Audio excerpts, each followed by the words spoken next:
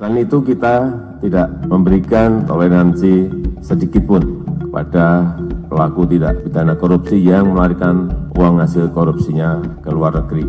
Setelah melalui pembicaraan panjang, kita telah memperoleh titik terang dan sekarang pada tahap akhir untuk menandatangani mutual legal assignment antara pemerintah Indonesia dan pemerintah Swiss. MLA ini merupakan legal platform untuk mengejar uang hasil korupsi dan money laundering yang disembunyikan di luar negeri. Korupsi adalah korupsi, tidak bisa diganti dengan nama lain.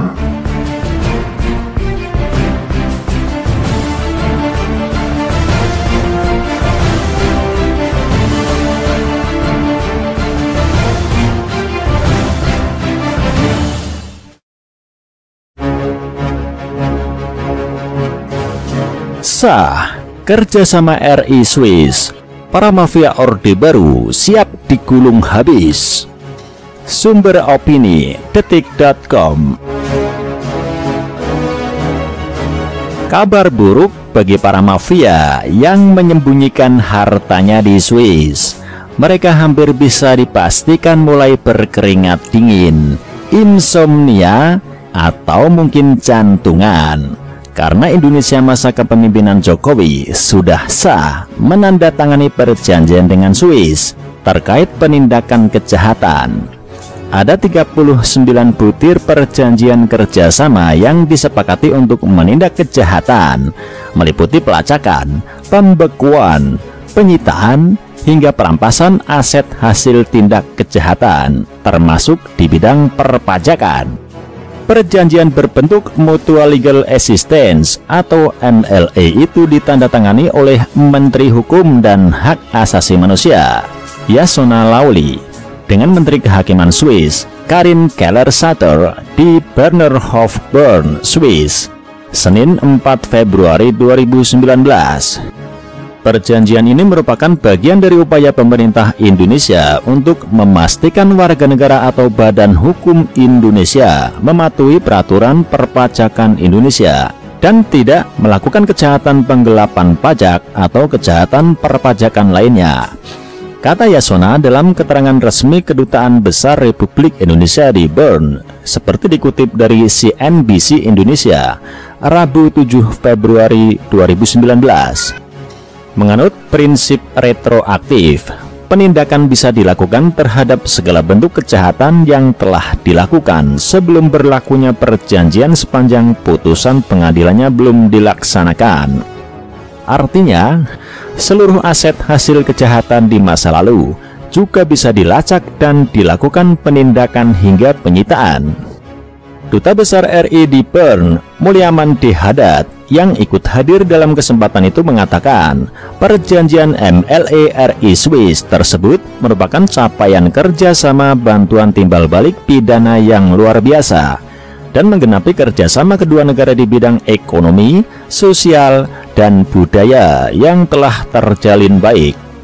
Perjanjian MLA RI Swiss ini merupakan perjanjian MLA yang ke-10 yang telah ditandatangani oleh Indonesia setelah dengan ASEAN, Australia, Hong Kong, China, Korea Selatan, India, Vietnam, Uni Emirat Arab, dan Iran.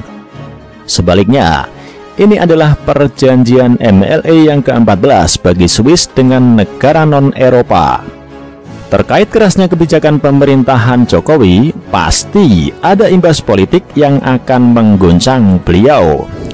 Kita bisa bayangkan, jika mafia super tajir ngamuk, mereka memiliki banyak uang, tentu bisa digunakan untuk membayar orang-orang untuk membuat kisruh, termasuk membeli politikus busuk untuk menciptakan kekisruhan. Jika dengan uang 1 triliun saja, kabarnya bisa membeli posisi cawapres di negara kita. Bagaimana kalau para mafia bersatu dan menyerang Jokowi dengan berbagai cara karena memiliki uang hasil kejahatan yang begitu banyak? Kita tentu bertanya-tanya, mengapa hal-hal seperti ini tidak dilakukan pada masa pemerintahan sebelumnya, terutama pada masa pemerintahan SBY, di mana dia sudah berkuasa selama 10 tahun setelah reformasi. Kalau dipikir secara akal sehat, tentu banyak yang bisa dilakukan oleh SBY untuk jangka pendek maupun jangka panjang bagi negeri ini, termasuk menghajar para mafia yang menyimpan hartanya di Swiss. Meskipun begitu, kita tak boleh juga terlalu menyalahkan SBY. Mungkin dia banyak pertimbangan sehingga tak bisa membuat keputusan gila seperti yang dilakukan oleh Jokowi. Contohnya, bisa kita mengingat ketika dulu SBY ingin menarik subsidi BBM, namun ia tidak berani secara total melakukannya, sehingga dia memberi program bantuan langsung tunai atau BLT untuk menutupi riuh keputusan terkait penarikan subsidi BBM. Dari situ mungkin SBY tahu apa yang harus dilakukan, tetap dia mungkin tak berdaya. Sama halnya dengan uang para mafia yang ada di Swiss, mungkin SBY tahu, tapi lagi-lagi tetap tak berdaya. Berbeda dengan Jokowi, karena tidak ada rekam jejak yang bisa menekan atau mempengaruhi pengambilan keputusan, dia bisa dengan mudah mengambil kebijakan tanpa takut ada tekanan dan ancaman dari para mafia. Seperti yang kita ketahui bersama, mafia dan politik biasanya saling berkaitan, di mana para mafia kerap memanfaatkan para politikus busuk untuk dijadikan sebagai alat. Bicara tentang mafia, kita sepakat bahwa di zaman Orde Baru banyak mafia berdasi yang menggerogoti negeri ini. Korupsi, kolusi, dan nepotisme atau KKN begitu marak di zaman itu. Bahkan, kepres yang dibuat oleh Soeharto pun menguntungkan kerabat dan koleganya. Tapi anehnya, uang mereka tak tahu mengalir kemana. Sebab ketika Soeharto jatuh pun, negara tak bisa menemukan kekayaan Soeharto yang dianggap gak habis. Tak habis dimakan 7 turunan.